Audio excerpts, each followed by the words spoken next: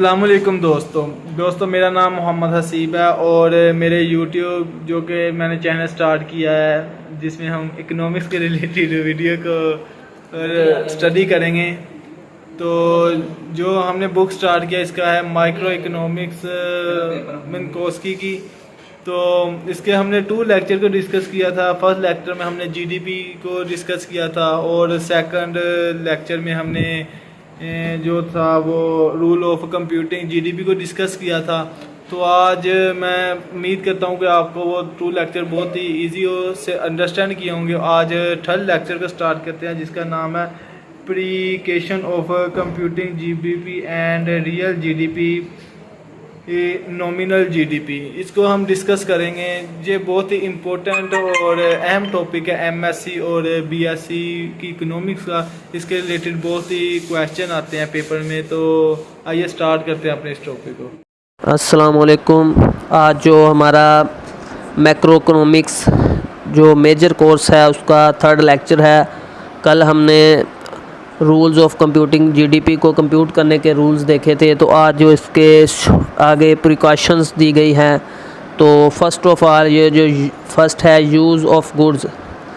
जो हम कोई भी चीज़ यूज़ ऑफ गुड्स में आ जाती हैं सेकंड हैंड गुड्स जो कि फ़र्स्ट किसी और ने यूज़ की होती है न्यू लेकर। तो सेकंड जो हम इसे यूज़ करेंगे the sale of used goods is not included in the GDP. तो ये प्रिकॉशन दी गई है कि सेल गुड जो यूज़ गुड्स हैं उनकी सेल जीडीपी जो इकोनॉमी की है इसमें इंक्लूड नहीं होगी। तो ये नेक्स्ट है इन्वेंटरीज के कंसिडर्ड इन्वेंटरीज़ हैं जो नेक्स्ट ईयर्स इन्वेस्टमेंट कंसिडर की जाती है। इन्वेंटरीज़ में जो स्टॉक पड़ा होता है तो ये स्टोर्ड गुड्स है। तो इसका बताया गया है ये प्रिकॉशंस है कि ये इन्वेंटरी जो है वो जीडीपी में इंक्लूड की जाएगी। तो ये आप खुद रीड कर लीजिएगा। ये नेक्स्ट है intermediate goods the goods with are not used for the final consumer. जैसा कि वीट का ब्रेड में ट्रांसफार्म होना जो कि फाइनल कंज्यूमर के लिए शुरू से एंड तक जो काफ़ी प्रोसेस में पहुंचती है इंटरमीडिएट गुड्स कहती है। तो नेक्स्ट ये छोटा सा टॉपिक है imputations the estimated value of goods which are not sold. यानी कि ऐसे गुड्स जो सोल्ड नहीं हुए तो उसकी मौजूदा वैल्यू जो एस्टिमेट यानी अंदाज़ा लगाया जाता है कि जैसा कि इसकी एग्जांपल के तौर पर रेंट ऑफ हाउस। तो अगर एक मकान है पड़ा तो खाली है किराया पे नहीं दिया गया तो लेकिन अगर हम उसे एस्टिमेट करते हैं ज़हनी तौर पर कि अगर हम इसे किराए पे दें तो इसका जो रेंट्स है तो वो भी जीडीपी में कैलकुलेट होगा। तो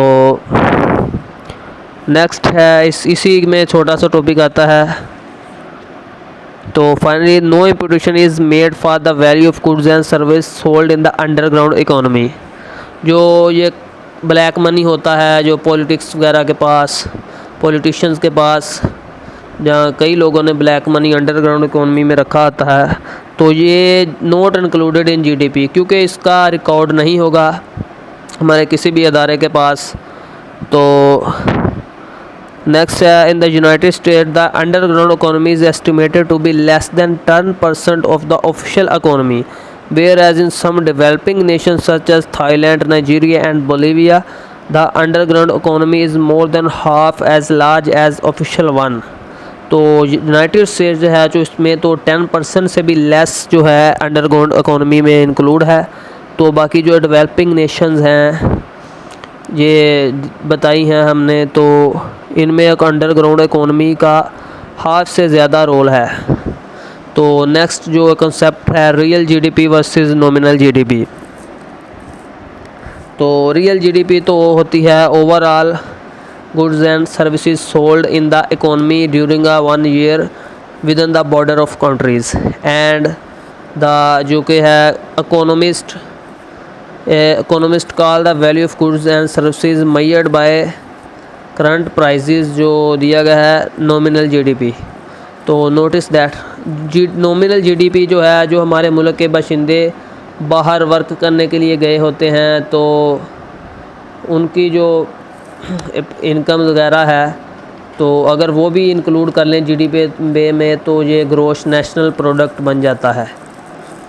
तो ये नेक्स्ट वैसे ही है जैसे पहले कैलकुलेट किया था, एग्जांपल्स दी गई हैं, ये आप ख़ुद देख लें। तो नेक्स्ट जो टॉपिक है द जीडीपी डिफ्लेटर। तो from nominal GDP and real GDP we can compute a third statistic the GDP deflator.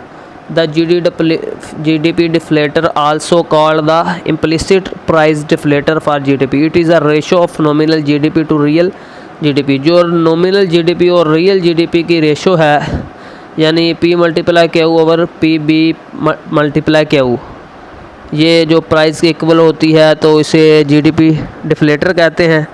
To better understand this, consider again an economy with one only good, bread. If P is the price of bread and Q is the quantity sold, then nominal GDP is the total number of dollars spent on bread in that year. Real GDP is the number of loaves of bread produced in that year times the price of bread in some base year. So the GDP deflator is the base of bread in that year relative to the price of bread in the base year, जो previous year होता है उसके respective calculate करेंगे। तो the GDP deflator measures the price of output relative to is price in the base year. We can also write this equation as, तो real GDP is equal to nominal GDP over GDP deflator. तो ये real GDP leftward चला गया तो GDP deflator rightward आ गया है। तो उम्मीद करता हूँ ये वीडियो पसंद आई होगी। नेक्स्ट लेक्चर का कल स्टार्ट करेंगे।